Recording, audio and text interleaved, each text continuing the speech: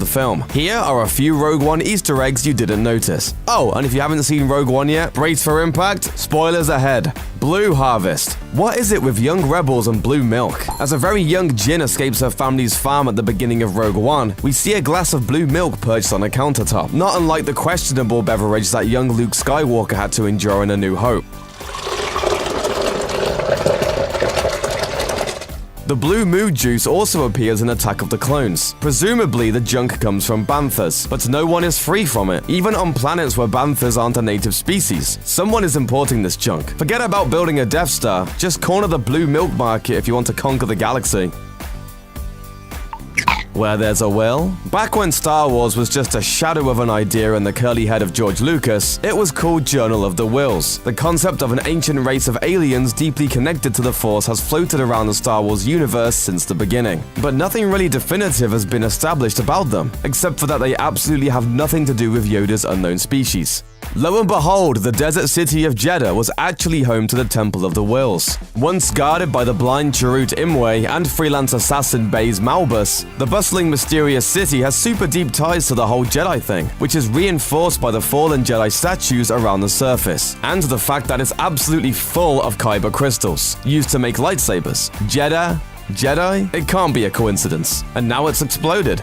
The not-so-good Doctor. It's a cameo that's impossible to miss. In the ill-fated city of Jeddah, Jyn Erso and Cassian Andor bump into a really ugly man and his walrus-faced pal. Visitors to Shalman's Cantina on Tatooine will easily recognize the duo as Dr. Evazin and Ponda Baba, who tried to start trouble with Luke Skywalker and lose an arm to Obi-Wan Saber. Apparently, Ponda Baba could easily escape a city going totally nuclear, but couldn't keep his arms from falling off his body in a sleazy bar a few weeks later. Tough break, buddy.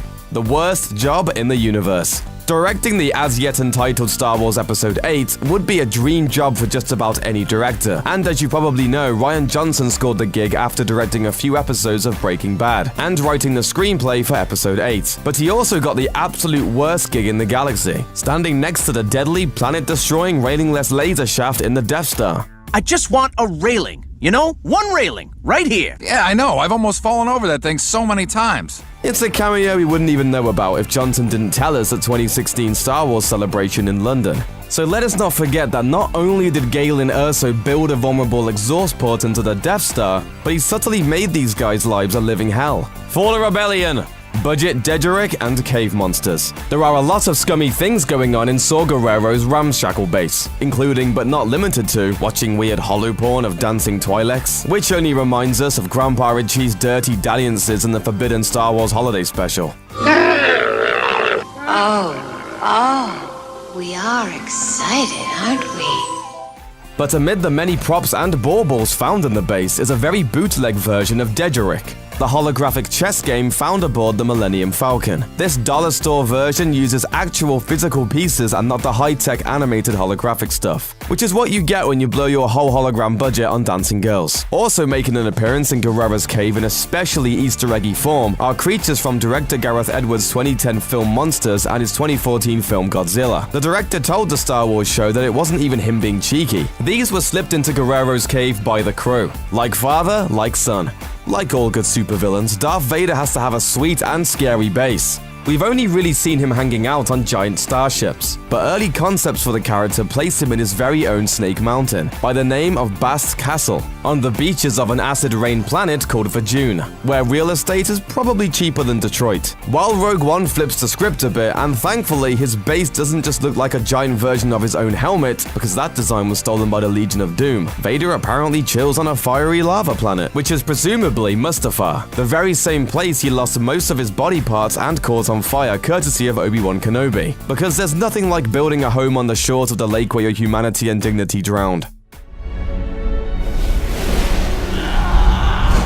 And of course, Vader has to take his cumbersome costume off occasionally, right? We learn that in order to rejuvenate his half-robot body, he goes swimming in his own personal Bacta tank, extremely similar to the one we see Luke in, recovering from frostbite and some serious Wampa wounds. Though a sassy Wampa slap is a lot less serious than, you know, losing all your limbs.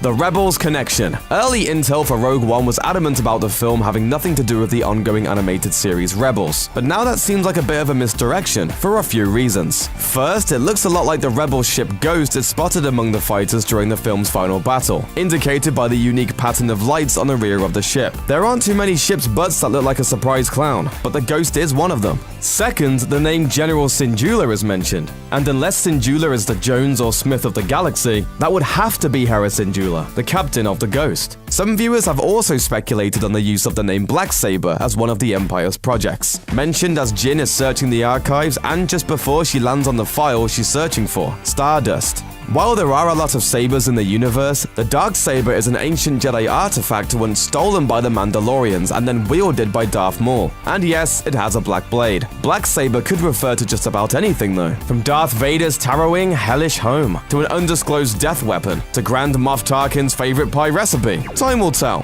Blasting Womp Rats. Luke Skywalker, even though he'd one day become a noble Jedi, was a jerk of a kid. To quash his boredom on Tatooine, he'd hop into his T-16 Skyhopper and fly around blasting Womp Rats. Apparently, his love of fun is shared by stormtroopers too, since two helmet heads can be heard on Scarif idly chattering about how the old T-50 models were getting phased out. Do stormtroopers go on joyrides? Or is it just an endless nightmare of anxiety until a rebel blows you up, or a slightly perturbed Darth Vader crushes your windpipe? We hope it's the former. Red 5. The Rebel Alliance existed long before a shaggy-haired farm boy turned Jedi came along to save it. While Luke was out collecting moisture in the desert and whining about not going to Tashi Station, a real Rebel soldier was flying around in an X-Wing with the call sign Red 5, until he exploded during the attack on Scarif. A little while later, Luke would take the same call sign during the Battle of Yavin, destroying the first Death Star, since, you know, no one was using it anymore. But he wasn't the only hotshot pilot, and he wasn't even the boss. The head of the Red Squadron, Garvin Dreis, survived the attack on Scarif, and went on to attack the Death Star at the Battle of Yavin. Original actor Drew Henley came back to play the role, at least via some amazing CGI work.